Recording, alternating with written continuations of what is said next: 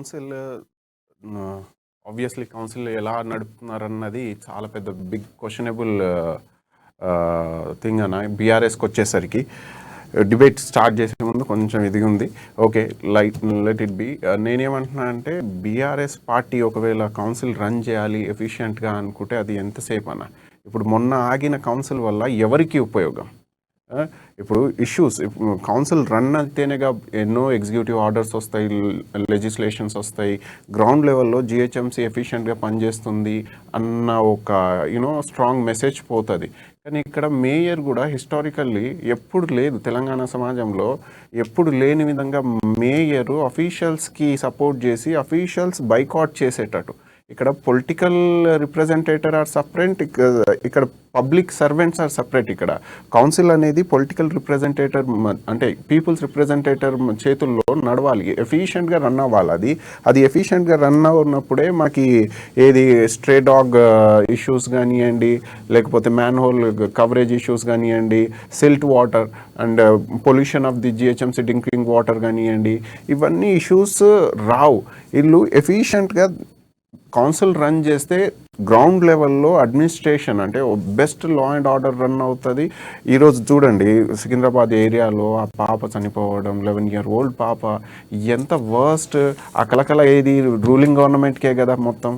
ఎందుకు అంటే man holes open అంటే అక్కడే. ఇప్పుడు ఇంకోటి ఇక్కడ హెచ్ఎస్డబ్ల్యూబి ఏదైతే వాకౌట్ చేశారో అఫీషియల్స్, వాళ్ళ అండర్లోనే సివరేజ్ రన్ అవ్వాలి, వాళ్ళ అండర్లోనే డ్రింకింగ్ వాటర్ రన్ అవ్వాలి.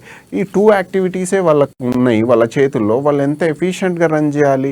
వాళ్ళే ఇప్పుడు ఏది లెస్సే బీజేపీ కాంగ్రెస్ అయినా కౌన్సిల్కి వచ్చేసరికి కౌన్సిల్ని వాళ్ళ విధానాలుగా ప్రొటెస్ట్ షోకేస్ చేస్తారు.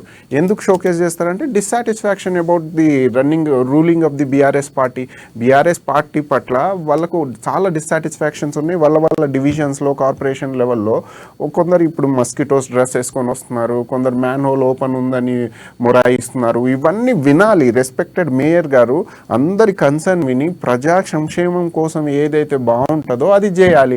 అది చేయాలా, లేకపోతే ప్రీ ప్లాన్ కాన్స్పిరసీ చేసుకొని రావాలా?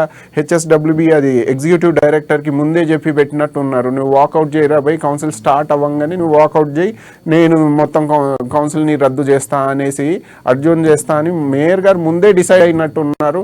మేయర్ గారు కౌన్సిల్ స్టార్ట్ అయ్యే ముందు మాత్రం గొప్పగా చెప్పారు, బీఆర్ఎస్ పార్టీ తలపెట్టిన ఏది 125 feet స్టాచ్యూ కానివ్వండి, రైట్స్ కొత్త సెక్రటేరియట్ కానివ్వండి, వాళ్ళ పాలసీస్ని వాళ్ళు గొప్పగా చూపించుకున్నారు.